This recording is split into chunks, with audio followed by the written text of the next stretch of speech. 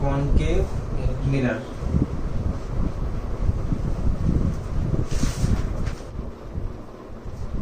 देखो image formation का मतलब क्या होता है, अभी हमने पिछले वाले लेक्चर के अंदर पिछली वाली क्लास में जो चीज पढ़ी थी उसमें हमने ये पढ़ा था कि अगर लाइट रेज इस तरह से आएगी तो यहाँ पर मिलेगी। अब आज के लेक्चर में मैं आपको बताना क्या चाहता हूँ कि जो लाइट रेज आती है ना, जो लाइट रेज आती है वो जहां पर काट दे, जहां पर इंटरसेक्ट कर दे, यानी कि जिस पॉइंट पर वो मिल जाए ना वह इमेज बनती है। बोलो ये बात समझ में आई क्या? तो पहली से पहली लाइन ही हम ये लिखेंगे यहाँ पर कि अकॉर्डिंग टू, अब समझो बात को कि आपका ऑब्जेक्ट कहां पर रखा हुआ है इस पर डिपेंड करता है कि इमेज कहां पर बनेगी। समझ रहे हो मेरी बात को? क्या बोला मैंने? डिपेंड करता है कि ऑब्जेक्ट कहाँ रखा है, उसके अकॉर्डिंग अपनी इमेज बनेगी। ठीक है, तो उसके अकॉर्डिंग अपने पास में 2-4 केसेस हैं। According to the placement of the object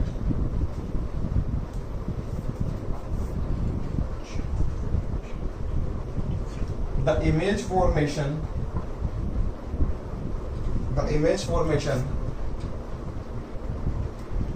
will be different। ठीक है, जैसे कि हमारे पास में पहला ही केस है और ये पहला वाला केस मैंने डिस्कस किया भी था पिछले वाले लेक्चर के अंदर।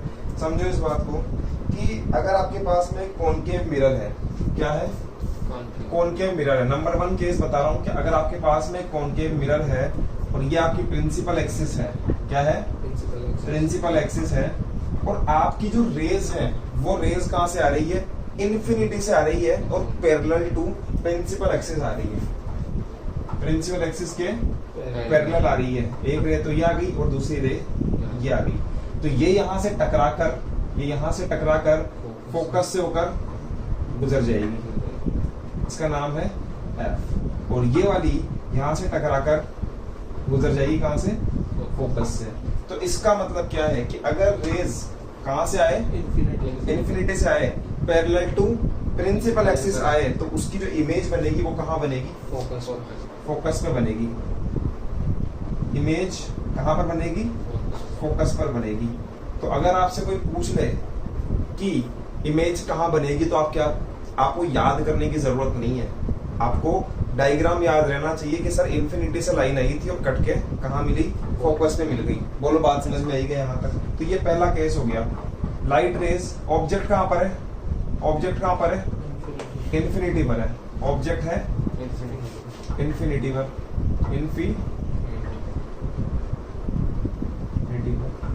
इसका दूसरा case same to same possible है। क्या पॉसिबल है? सेम टू सेम चीज पॉसिबल है कि अगर आपका ऑब्जेक्ट फोकस पर रखा हुआ है, कहाँ रखा हुआ है? Object focus. अगर आपका जो ऑब्जेक्ट है वो रखा हुआ है फोकस पे, तो उससे कुछ रेज जाएगी और जो रेज जाएगी वो उल्टी चली जाएगी, प्रिंसिपल एक्सिस के पैरेलल चली जाएगी। अमित बोलो। Yes sir. प्रिंसिपल एक्सिस के पैरेलल चली जाएगी। बताओ इमेज कहाँ बनेगी? इमेज इन्फिनिटी पर बनेगी, क्योंकि कहीं मैच ही नहीं कर रही। इसका मतलब कहाँ बनेगी? इन्फिनिटी पर बनेगी। तो ये तो हो गया हमारा ऑब्जेक्ट, और इमेज कहाँ बनेगी साहब? इमेज बनेगी हमारी इन्फिनिटी पर। चलो भाई, इतनी बात हमारे समझ में आती है कि आपका हो गया पहला पॉइंट। ठीक है, दूसरा केस हम लेंगे। नेक्स्ट वाला जो केस है, क्या है हमारा नेक्स्ट वाला केस? Object at infinity. इसको समझो बात को। ये क्या बात है? अभी जो समझा था वही बात है, बस इसमें फर्क इतना सा है कि आपका जो ऑब्जेक्ट से रे आएगी वो जरूरी नहीं है कि वो रे कैसी आ जाए? पैरेलल टू प्रिंसिपल एक्सिस आ जाए। जैसे कि आपका फोकस यहाँ पर है, क्या है? फोकस यहाँ पर है, और आपकी जो रेज आ रही है वो इस टाइप से आ रही है। ठीक है, तो टकरा के कहाँ जाएगी? ऐसे चली जाएगी। बोलो भैया, भाई गई समझ में? दूसरी रे आई, ये रे ऐसे गई और ये, चलो भाई दूसरी रे यहाँ से आई और ये टकरा के जैसे गई, ऐसे गई। ठीक है, तो जहां पर ये दोनों मिलेगी ना, जहां पर ये दोनों मिलेगी वहां पर इसकी इमेज बनेगी। क्या मिलेगी? और वो इमेज को अगर मैं देखूंगी वो इमेज कहाँ पर बन रही है तो मेरे को पता लगेगा कि वो इमेज कहाँ बन रही है, फोकस में बन रही है। आई क्या मेरी बात समझ में? ऑब्जेक्ट कहाँ पर है? इन्फिनिटी के ऊपर। दूसरी बात करते हैं नेक्स्ट जो हमारी, देखो केस नंबर सी क्या बोल रहा है कि ऑब्जेक्ट एट बियॉन्ड सी। इसका मतलब क्या है? सी क्या होता है? सी सेंटर ऑफ कर्वेचर होता है कि अगर आपका जो ऑब्जेक्ट है, suppose this is the concave curvature, और आपका जो ऑब्जेक्ट है यहाँ पर तो आपका कहीं एफ है, यहाँ पर कहीं सी है, ठीक है। अगर आपका ऑब्जेक्ट सी से पहले की तरफ है यहाँ पर, इस तरह से मैं बोल सकता हूँ ऑब्जेक्ट। तो ऑब्जेक्ट से देखो, मेरी बात सुनो ध्यान से आप, पहली रे तो जाएगी पैरेलल, और पैरेलल जाएगी तो एफ से वापस आ जाएगी, समझेगा बात को? दूसरी इमेज, दूसरी जो हमारी लाइट की रे जाएगी वो जाएगी सीधी पोल पर जाएगी, सीधी, ठीक है। और पोल पर जाने के बाद में इस तरह से वापस आ जाएगी। बोलो बात समझ में आई क्या? बताओ ये कहाँ मिली? यहाँ मिली है। तो अगर मैं इसकी इमेज की बात करूं तो इसकी इमेज कहाँ बनेगी? सी और एफ के बीच में। कहाँ कहीं भी बन सकती है, वो वेरी करेगी, लेकिन आप क्या बोलेंगे? सी और एफ के बीच में बनेगी। तो image between C and F, ये बात आपके समझ में आनी चाहिए। ये केसेस हमको याद करना है। इसमें एक चीज और देखो कि जैसा कि आपने कहा कि सी से भी लाइन जा सकती है, तो आपको एक नियम पढ़ाया था मैंने कि अगर कोई सी से जाती है तो वापस सी से आती है वो, ठीक है। तो जैसे मान लो यहाँ से सी से गई, ठीक है, तो किस तरह से जाएगी?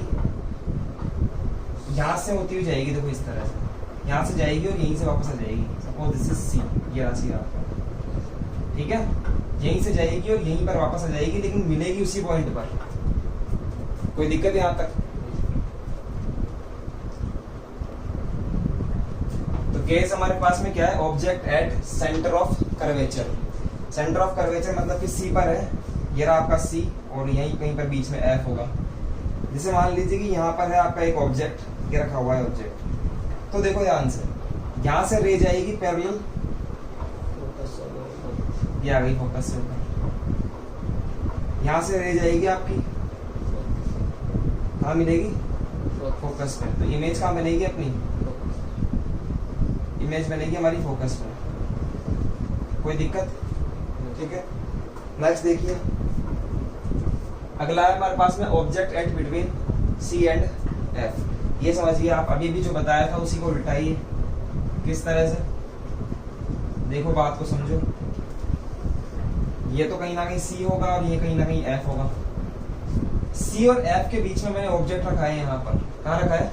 सी एंड एफ के बीच में मैंने ऑब्जेक्ट को रखा है, ये रख दिया मैंने ऑब्जेक्ट को।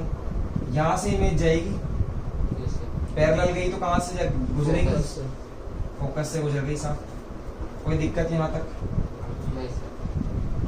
यहाँ से इमेज रे गई, पोल से होकर गुजर गई, समझ में आई क्या? नियम याद रख लो, अगर पैरेलल गई तो कहाँ से गुजरी? फोकस से। पोल से गई तो कहाँ पर से गुजरी? सेम टू सेम, जैसे गई है वैसे आ जाएगी उसी एंगल के ऊपर। तो ध्यान से अगर हम देखें तो कहीं ना कहीं यहाँ मिल रही है, और ये बनेगी हमारी image.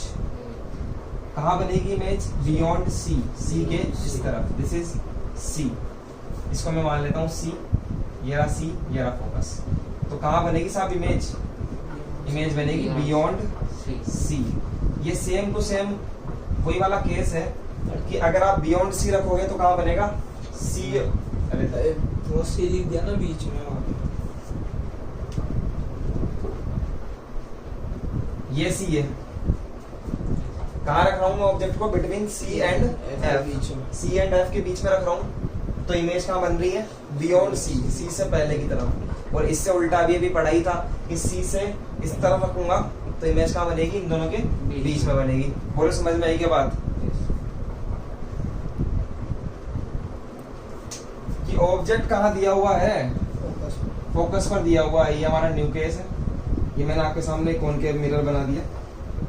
This is our principal axis and this is our pole. समझो बात को कि ऑब्जेक्ट कहाँ पर है, फोकस पे है। मैं ये फोकस मान लेता हूँ कि यहाँ पर है, ये मैंने ऑब्जेक्ट रखा है। यहाँ से अगर एक पैरेलल रे जाएगी तो कहाँ से गुजरेगी, फोकस से गुजरेगी, या पैरेलल की बात हो गई। और ये अगर ऑब्जेक्ट है पोल से जाएगी तो कहाँ गुजरेगी, इसे क्रॉस कर दो। ठीक है। थोड़ा सा साफ बना है, ठीक है। तो इस तरह से जाएगी है, और इमेज कहाँ बनेगी, कहीं नहीं मिलेगी, दोनों के दोनों इन्फिनिटी पर बनेगी इमेज।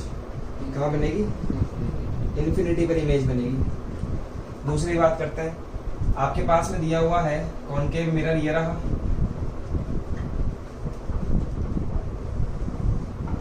कॉनकेव मिरर ये रहा, और पोल प्रिंसिपल एक्सिस, जो आपका ऑब्जेक्ट है वो फोकस और पोल के बीच में है। ये तो फोकस और ये पोल है, इनके बीच के अंदर आपने ऑब्जेक्ट रख दिया। सोच के बताओ, इससे जो इमेज पैरेलल लाइन जाएगी कहाँ से गुजरेगी, फोकस से। फोकस से गुजरेगी, ठीक है। एक यहाँ से भी जाएगी और यहाँ से गुजरेगी। बोलो भैया बात समझ में आई क्या। इसको आप लिख सकते हो ऑब्जेक्ट, नाम दे दिया करो कुछ भी, ए बी जो भी आपकी मर्जी करे नाम दे दिया करो। तो ऑब्जेक्ट गई लाइन ऐसे कैसे आई, लेकिन ये आपको, ये तो पैरेलल से जा रही थी तो इसकी तो इमेज कहीं नहीं बने। लेकिन जैसे ही मैंने इसको देखा मुझे लगा कि यार ये लाइंस कुछ इस तरह से चौड़ी होती हुई जा रही है। इसका मतलब ये है कि इनको अगर मैं आगे की तरफ बढ़ाऊंगा ना, ऐसे आगे की तरफ बढ़ाएंगे वीरेंद्र, तो इसकी इमेज पीछे की तरफ बनेगी। कहाँ बनेगी, वर्चुअल इमेज। यस, इसकी वर्चुअल इमेज बनेगी, और इतनी बड़ी इमेज बनेगी। देखो इमेज कहाँ बनेगी, बियॉन्ड द मिरर। इमेज कहाँ बनेगी साहब, beyond the mirror. Beyond the, beyond the mirror. कोई डाउट यहाँ तक, तो ये आपके समझ में आती है। अब आप देखना, मैं आपको इसकी फोटो दे दूंगा, स्क्रीन पर भी दिखा दूंगा। एक मैंने एक टेबल बना रखी है, देखो इस टेबल को जरा सा, ठीक है। ये टेबल मेरे हाथ के अंदर है, इसमें कुछ नहीं दे रखा मैंने। इस टेबल के अंदर मैंने ये बताया है कि अगर आपकी पोजीशन ऑफ ऑब्जेक्ट इन्फिनिटी पर है तो पोजीशन ऑफ इमेज कहाँ होगा, फोकस पर होगा। कैसी बनेगी ये बनेगी रियल एंड इन्वर्टेड। रियल बनेगी लेकिन उल्टी बनेगी। उल्टी कैसे पहचानेंगे, कि अगर मान लीजिए आपका ऑब्जेक्ट ऐसे रखा हुआ है, देखो ऊपर की तरफ तीर, तो इमेज बन रही है ना, वो भी ऊपर की तरफ ही बन रही है, इस एक्सिस से ऊपर की तरफ ही बन रही है, तो सीधी है। और कई बार हमने देखा है कि इमेज नीचे की तरफ बन जाती है। ऑब्जेक्ट तो ऐसे रखा हुआ है ऊपर, और इमेज जो बन गई वो ऐसे बन गई, तो वो कैसी बन गई, इनवर्टेड। कैसी बन गई, इनवर्टेड। और सीधी क्या बोलते हैं, इरेक्टेड, ठीक है। इनवर्ट मतलब उल्टा, और ये क्या है, इरेक्ट इमेज है। अगर आपकी C एंड इन्फिनिटी के बीच में है तो कहाँ बनेगा, F और C के बीच में बनेगा। अब ये भी केस बंद करवाया था आपको, C से बियॉन्ड था तो कहाँ बन रहा था हमारा, F और C के बीच में बन रहा था। इसका उल्टा पॉसिबल है कि अगर आप C और F के बीच में रख दो तो कहाँ बनेगा, C से पीछे की तरफ। बिल्कुल सही बात है। सेंटर ऑफ कर्वेचर अगर मैं C के ऊपर रख दूं तो C पे ही बनता है, सिखा चुका हूँ ये बात। दूसरी बात, फोकस पे रख दूं तो कहाँ बनेगा, इन्फिनिटी में बनेगा, ठीक है। और फोकस और पोल के बीच में रख दूं तो मिरर के दूसरी तरफ बनेगा। समझ में आई क्या बात। तो ये एक सारणी हमने बना रखी है, यहाँ पर एक छोटी सी है, आपको दिख जाएगी स्क्रीन पर भी, और आपको ये भी फोटो मिल जाएगी इसकी भी। आई क्या बात समझ में। तो नेक्स्ट बात देखो सामने, कॉनकेव मिरर्स के यूजेस पूछ लेता है एग्जाम के अंदर कि कॉनकेव मिरर की क्या क्या यूजेस हैं। तो यूजेस सुनो आप, मेरी बात स्क्रीन पर भी दिख जाएंगे और इसकी फोटो भी मिल जाएगी। Concave mirrors are used in torches, search lights and vehicle headlights. जो आप व्हीकल के आगे हेडलाइट देखते हो वो मुड़ी हुई होती है, ऐसे आगे से देखा कभी, ऐसे मुड़ी हुई होती है आगे से, तो वहां पर हेडलाइट के अंदर यूज होता है, सर्चिंग लाइट के अंदर यूज होता है, और टॉर्चेस वगैरह में यूज होता है। दूसरा सुनिए, concave mirrors are used as shaving mirror. Shaving बनाने वाले जो मिरर होता है, to view a larger image of a face, कि एक जो फेस है उसकी लार्ज इमेज दिखे, बड़ी इमेज दिखे। इस कारण से देखो यहाँ बड़ी इमेज बन रही है ना। इंसान अपनी शक्ल को कहाँ रखता है, बहुत पास रखता है उसके, ऐसे देखता नहीं है, ऐसे देखते हो क्या, उसमें बहुत बड़ी दिखती है इमेज, क्योंकि वो कहाँ पर है, आपका ऑब्जेक्ट, आपका माथा ऑब्जेक्ट कहाँ पर है, स्केल इसके बीच में, फोकस और पोल के बीच में है। तो जब आप ऐसे देखते हो तो उसकी इमेज बहुत बड़ी बनती है पीछे की तरफ, समझ रहे हो। तीसरी बात समझिए, doctor dentist are also used concave mirror to view the larger image of tooth. जब आप दांत दिखाने जाते हो तो ऐसे देखता है ना, उससे इतना बड़ा होता है वो देखने का, स्टील का, उसमें कांच लगा हुआ रहता है कॉनकेव मिरर। जब ऐसे देखता है दांत से तो वो इमेज दिखाई देती है दांत की बहुत बड़ी। नेक्स्ट देखिए, concave mirrors are used in solar furnaces. Solar furnaces क्या होती है, इसको कहते हैं सूर्य वो भट्टी। फर्नेसेस का मतलब होता है भट्टी। क्या होता है, सोलर का मतलब है कि सूरज की किरणों से चलने वाली भट्टी। सोलर फर्नेसेस का मतलब होता है सूरज की किरणों से चलने वाली भट्टी, तो उसके अंदर भी यूज होता है। अब हम कल पढ़ेंगे इमेज फॉर्मेशन इन कॉन्वेक्स मिरर। आज हमने किस में पढ़ा है, सिर्फ और सिर्फ कॉनकेव मिरर में। कल हम पढ़ेंगे इमेज फॉर्मेशन इन कॉन्वेक्स मिरर, और यहीं से ही आपके क्वेश्चंस वगैरह स्टार्ट होंगे अब, ठीक है। यहाँ तक की बेसिक थ्योरी चल रही थी, यहाँ तक की बात समझ में आती है कि कहाँ का इमेज कैसे बनेगा। काम सुनो, आज का जो काम करना है वो ये है कि एवरी डायग्राम को आप घर पे बनाकर देखो, ठीक है। एवरी डायग्राम को आप बनाकर देखो, और ये जो टेबल मैंने आपको करवाई है अभी जो टेबल मैंने आपको दिखाई थी, position of object and position of image, कि कहाँ तो पोजीशन है ऑब्जेक्ट की और कहाँ पर पोजीशन है इमेज की, वो आपकी आनी चाहिए डायग्राम में, जैसे कि मेरी आई है। समझ गए बात को, तो ये काम आप घर से करेंगे। चलो ठीक है, ये इतना ही पढ़ेंगे हम आज।